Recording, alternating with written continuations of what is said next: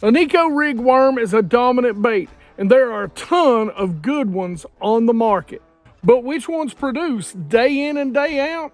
Well, this is my top 5 worms that produce anywhere, anytime, in any condition.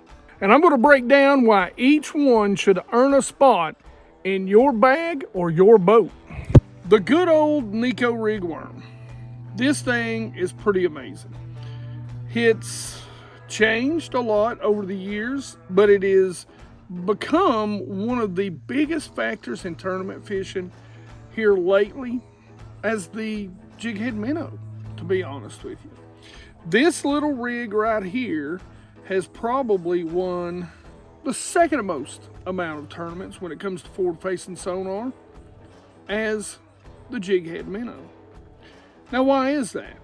Well, a lot of times it's because it's basically a weighted wacky worm. You've got some sort of weight, nail weight. Sometimes you want a little sound on the bottom so it's clicking along. You've got some sort of band and hook, or you just hook the worm itself. Back in the olden days is the way we used to do it. And then you've got a worm. And that worm, a lot of times traditionally, has been some sort of straight tail worm. Well, there's different variants of that. And like I said in the intro, there's a ton of different worms out there that do a lot of different things. And you even see us talking about this little bait and Neko rigging it just in one of our previous videos. It's one of my favorite ways to fish this, especially when the bluegill are on the bed. There's a lot of different things you can Neko rig, but today we're going to talk about worms. Because the worm, with everything that you can rig Neko rig, the worm is still the go-to get it done Neko rig bait. It's going to catch bass when nothing else will. Why is that? Because it's subtle. To me, I always jokingly said that a Neko rig is what would happen if a shaky head and a wacky rig had a baby. You get the Neko rig. Because you get that wacky rig kind of hop, that shaky head fall, and a little extra tail wiggle when you're moving it along the bottom. So, like I said, there's a ton of different baits, but what I want to show you is over the past few years, really the 5 worms that have consistently produced when it comes to the Neko rig for me. Okay, before we get into the Neko rig itself, I want to talk to you about some of the components that I like. Some of the components that I like, we're going to start with the hook. This is a mustad hook. It's a straight shank. That's what I like. I don't care much, to be honest with you, with like the circle style hooks. I like this. I believe this is a 1/0. You can go a little bit smaller if you want, but this is a bigger worm. And we'll talk about what type of worm this is in a minute. Now, this is a band that I actually found on Amazon. I'm going to show you something about that real quick. I'm not going to know how in the world to pronounce this, but man, I got this whole kit. As a matter of fact, they accidentally sent me 2. So, for the price of 1, I'm not going to argue, and nobody go and tell them. This is the OJY and Dolly, OG and Dolly. Premium Fisher accessories. And what I like about it, because I like a lot of different size worms, it actually comes with 3 sizes of bands. And these things are really durable, and it comes with a little wacky rig tool. And so basically how you do it is you slide the band up here, you open it up, slide the worm in, and then slide it off wherever you want it, up and down the worm. And I'll tell you, I looked at some of these on some other websites, and you know, I'm sure they're better versions. These are Amazon cheapo knockoffs, but yeah, just the tool I think was somewhere around about $25 to $28, and I was like, I'm just saying I'll say good, bad, ugly. I'll say E. So I don't remember exactly what I paid for this. This, like I said, come in a kit, but I want to say it was somewhere around maybe $9 to $12 So this will last me forever because I'm mostly a power angler.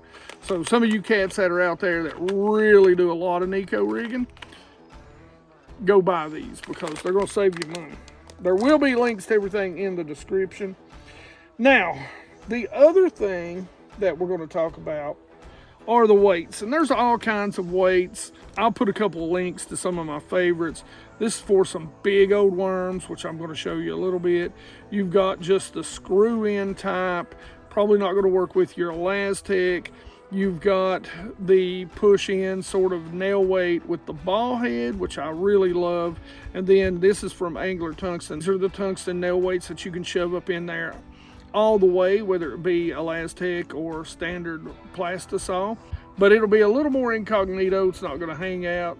So it's going to be a little more, you know, I don't know, finessey, whatever. I don't know the word I'm looking for right now. So that's pretty much the components of a Neko rig.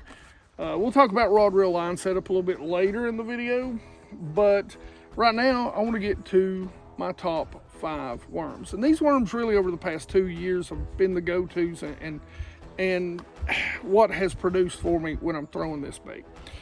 And what's funny is I just couldn't pick between these two. I could tell you reasons why this one would knock the other one out or the other one would knock this one out. But this is a tie for number 5, or we're going to at least give the Z-Man FattyZ an honorable mention. Now, me, I generally keep my colors pretty straightforward. Green pumpkin. I don't have my go-to Neko box in here with me with my arms, so I just grabbed a bunch. But when it comes to colors, I really do keep it pretty straightforward. Green pumpkin, watermelon red, black blue, you know, something like this, especially in the early year. This is kind of a Bama crawl color. I don't know what it's called on here. Green pumpkin orange, also known as Bama crawl. But one of the reasons why I like this bait is because, number one, you've got this tail, you've got this great little bend, so you get some really good action. Now, of course, Z-Man is, you know, very durable. Another great reason to like it. And it floats, so it's going to stand up. And when you kind of hop it or bring it up, this is because it's got that little bend or that little notch right there. It's really going to have some great action to it. Girthy at the bottom, narrow in the middle, a little girthy on the tail. And it's also a little more of a compact size. It's a little closer to like a stick bait, but with a little more action to the tail. So that's what I'm going to call the honorable mention in the top 5 right there. There's sometimes when this is just the money, okay? And really number 5, I mean, this thing just produces. This is the trick worm. It's Green Pumpkin Magic. It's probably my go-to color on a shaky head or this. The good old trick worm. You know, it's just subtle. It just does its job, and it does its job well, no matter when you tie it on. You know, it's got that kind of traditional, you know, bigger body, comes down into that bulbous tail, that's traditional shaky head, straight tail sort of body to it. Flat back, ribbed front, and you know, it just works. I mean, how many times do you pick these worms up for a Texas rig, Neko rig, wacky rig, you name it, the Zoom worm works. Now, when it comes to action underwater, I mean, it's the base action. What I love about this, if you want more action, you can slide this up. Or if you want less action, you can slide it up a little bit and get a little less tail action. You get more of the traditional wacky, or you can slide it down and you can get a ton of action out of it. It's a good size, so it's going to draw some good bites. And it's got that nice, good, slow fall, that good subtle action to it. And it's great when you're fishing in clear water or stubborn bass. Now, let's talk about sink or float salt content, right? Salt and sand content. This doesn't have a lot of salt or sand in it. Got a little bit of salt on it, but this will really stand up and have a nice slow fall once it falls down on the bottom. Now this little worm right here is all about girth. This worm looks really big. I mean, it looks really big when you take it out of the package or you have the package. This worm looks a lot bigger than it is, but this is only a 6-inch worm, but it's girthy. There's a couple of good things about this worm. Again, when we talk about salt content, there is no salt content to this. So this worm is going to have a good float or a good stand up based on how heavy the hook is and where it is. Something else that I like is it's actually got a great place right here to put a ring. If you're using the rings, you're not using what I'm using right now. And it holds, because it's super durable, a nail weight very well. This thing, again, has a little different ribs. It changes rib structure from top to bottom. And what that's going to do is give you a variety of water displacement and vibration in the water. It's also got an incredible, nice little bulbous tail, which I love, which is going to give it some really great action. Now this is called Southern Sip. If I'm around some smallmouth, this is a really good little bait. But again, generally what I'm going to go to is those sort of green pumpkins, those natural colors, that sort of stuff. A little bit dirtier water, I'm going to go to my blacks, my black and blues, and you know, something like this. But the great thing about this is in the water it has such an incredible action. You can see how soft this bait is. And this bait also has a flat backside to it. Now what that's going to do with this tail on the drop, with that weight down here, you're going to get a little bit of flap, and then you're going to have a really incredible action once it starts to kick back up. That tail, you can see, is going to go crazy. This thing is incredible under the water. Also, it's a little more girthy, and when I'm really around some bigger fish or some bigger bait fish, the X-Zone Fat Finesse is what I am picking up because it gets the job done. So the X-Zone Fat Finesse is number 4. And I don't know how this is going to sound, but I'm going to show it to you.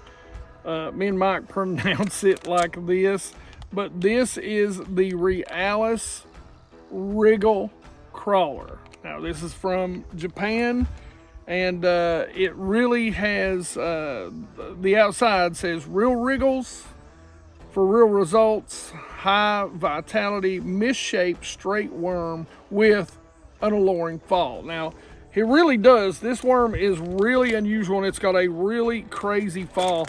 It's got fat ends, middle, skinny areas. I mean, it's really like somebody, you know, built a worm mold with their eyes closed. It's just misshapen, but it really gives it some unique wiggle.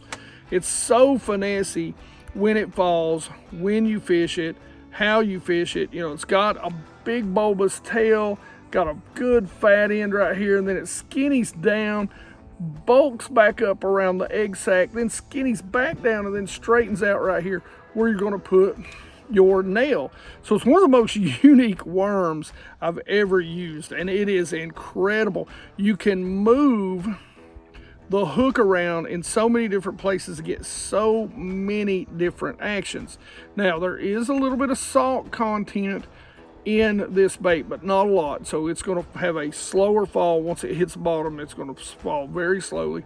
But this bait is just so unique that the bass just don't see this kind of fall, this kind of wiggle to it a lot, and that's why it has really produced well for me over the past 2, maybe 3 years. I don't remember when I picked up the first pack of these, but it's been a minute. Some of, you know, really the 2 colors that I go with on here, this is kind of the green pumpkin, black blue flake, and this one is the watermelon red.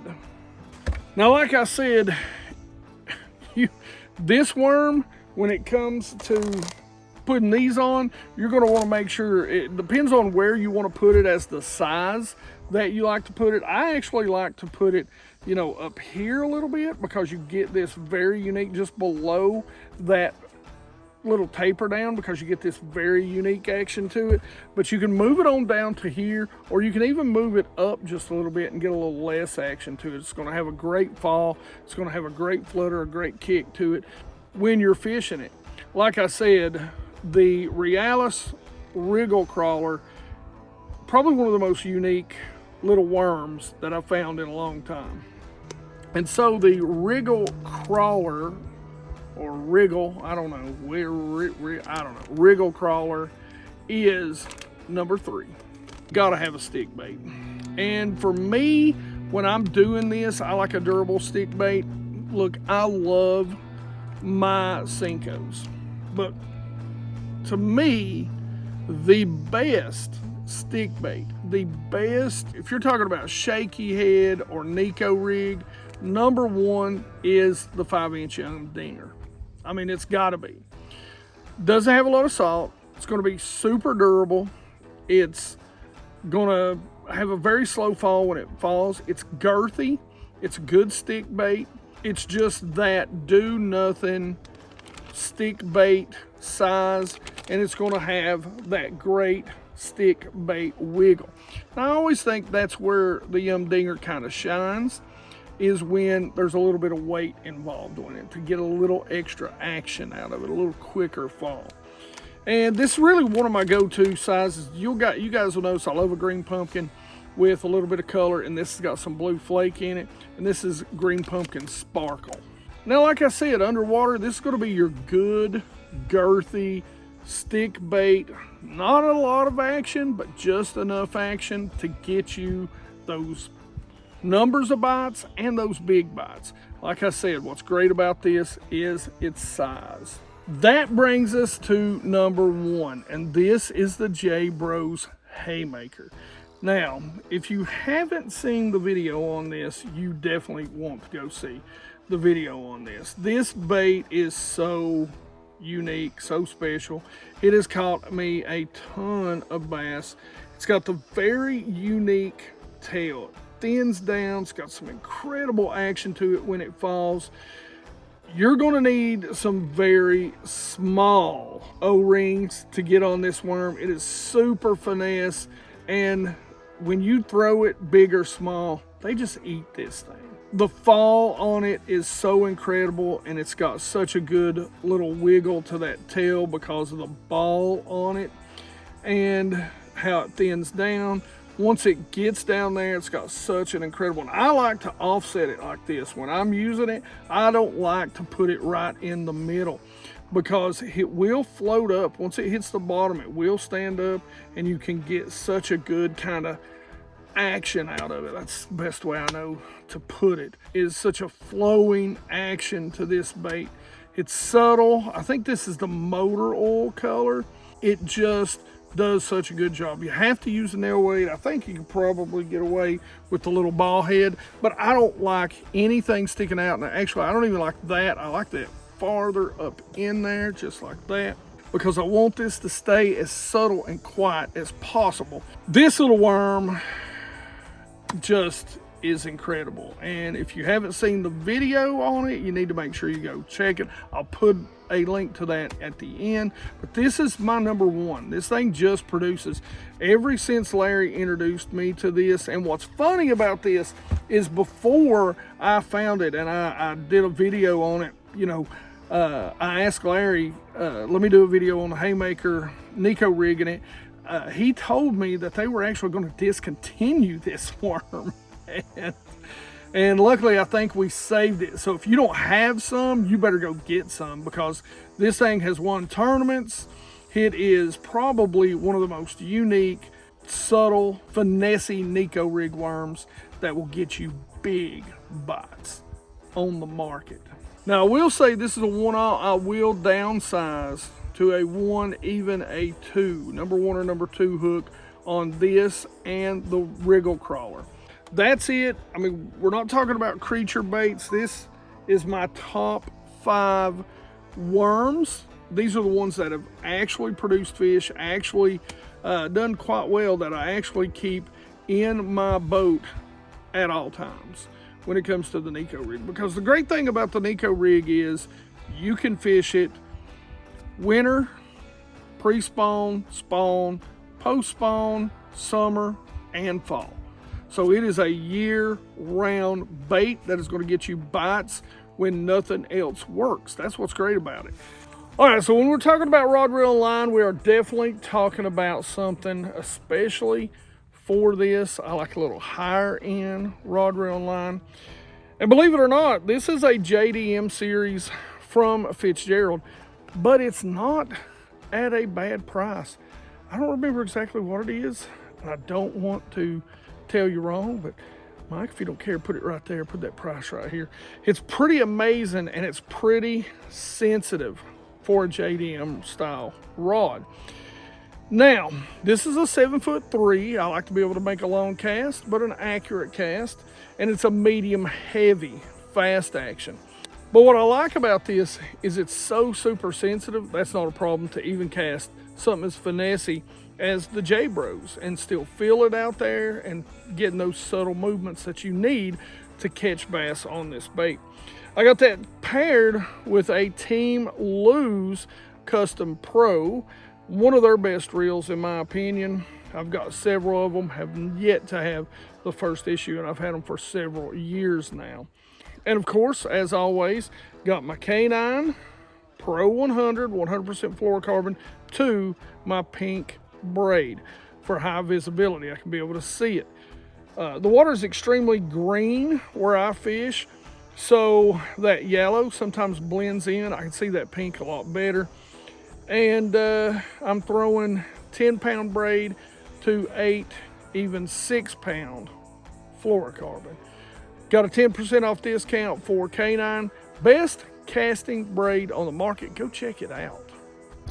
All right, geeks. So, as you can tell, we're not out on the lake anymore. Forgot to shoot that outro while we were out there. But, you know, the thing about the Neko rig is that it's been around for a long time now. I've fished it for a long time, a lot of different worms.